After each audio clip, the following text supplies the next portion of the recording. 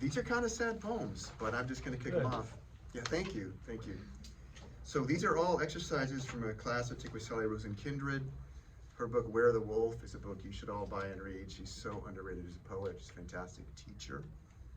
I'm working on a long poem the last 3 or 4 years. It's several hundred pages, and so the only lyrical work I've done has been when I've taken 2 or 3 of her classes. So these are all poems from those exercises. First one's called Owls. I'll say this, there's 2 kinds of nature, right? There's Emerson's nature, the beauty of nature. There's Darwin's nature. I've written a lot about Emerson's nature. There's the other side. Owls. 200 feet from the river bluff, our yard is redwood, oaks, and each night I walk our dog to the end of our street before sleep. She sniffs and pees. I follow.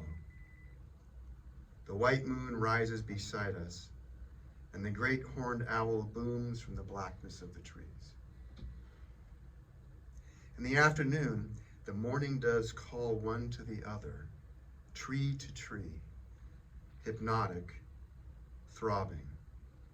But this is not the yearning of the owl. Vast pupiled, thorn-beaked, ravenous. The owl kills and does not puzzle.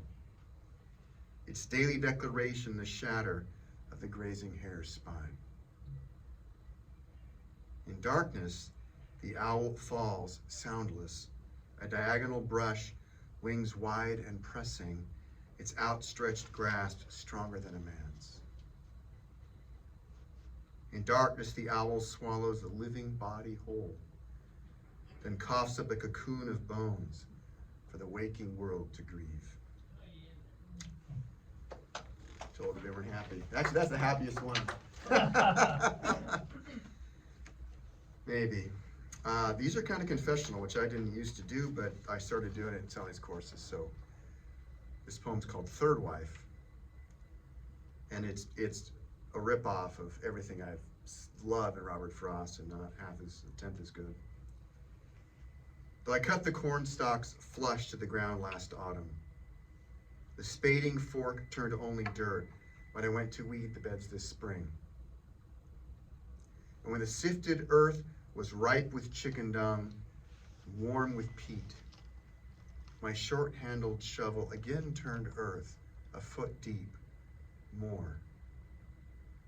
Yet I found not one splayed, decaying lattice. None had endured the drench of winter. No remnant of the 8-foot stalks that leapt green and wet throughout summer, that bled to yellow, then white, until their weak blades shivered dry as paper in October's wind, when I broke and binned them, fearing fire. Julie, if only grief could fade so traceless. We have been married 80 days, yet when I plunge my arms into the shadow clay of memory, lifting, dragging, banking earth to spread a quiet space for floss flower, for chrysanthemum, for the garden hall whose floor is white alyssum. I am cut by cold, unyielding fibers. Fragments of once glowing life, whose remnants are coarse, pale rootstock, whose ragged tangles wound me still.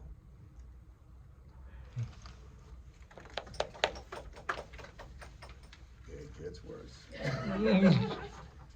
My father passed away. Thank you, Danny. Well, I'll just say something. The one Nobel laureate we've had in American poetry was Louise Gluck, and she's not the cheeriest felt writer in the world. So something to be said for this. Thank you, Tim. Eloquently, it's not even, it's so eloquent that it doesn't feel sad. Yeah. Well, if you're me, it's sad, but thank you. Thank you sincerely. I went to my MFA 10 years ago thinking I'm not going to write any personal poetry, and then that's what I ended up doing. Anyhow, this is called Slideshow, another assignment from Sally's class to write about an object. And this is really a first draft that I found and just kind of etching on, so it's not going to be perfect, but here we go. slideshow, 1973. With sales jobs, life insurance, the most important thing is listening. And so my family sat in my bedroom, we who never ate together or touched. We must have been at the folding vinyl table in the small linoleum square that was our kitchen. But in my mind, always, we were in my bedroom as we watched sales pitch slides on a beige RCA box slide viewer, its fan humming behind its hot backlit screen. My father in training, us following. There were half dozen parables of urgent and unexpected death.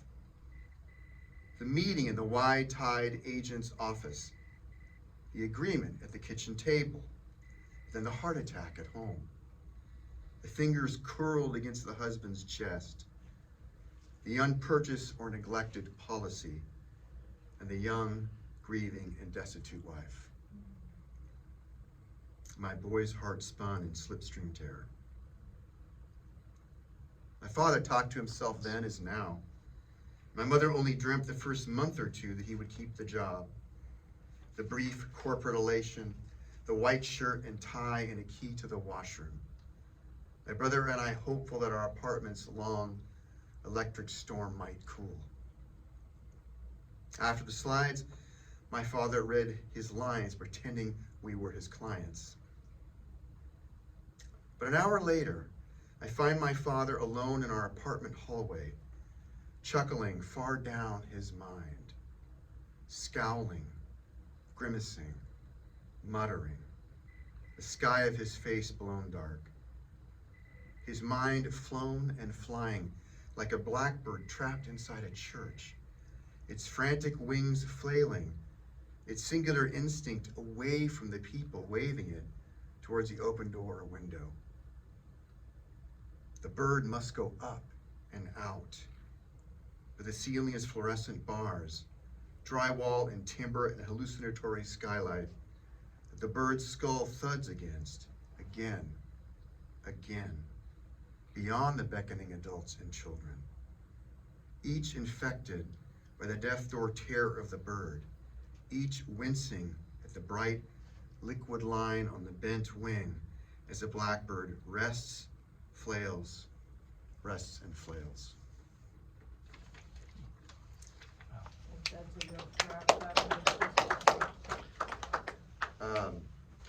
That was probably 10 minutes. I don't want to cut you guys short. No, that's fine. Keep going. One more. We want one more. Okay, well, I have a mythic one that's really kind of complicated and zany, a lot of side stories. So I did find another one from her class.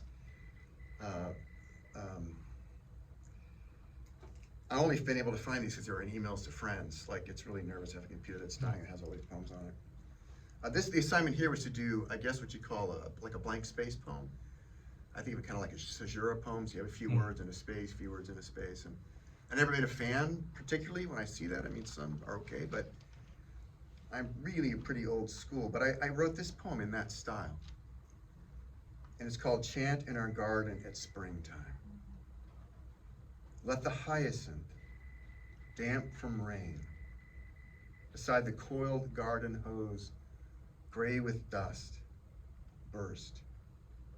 White and purple stars, their fragrance earthbound and green.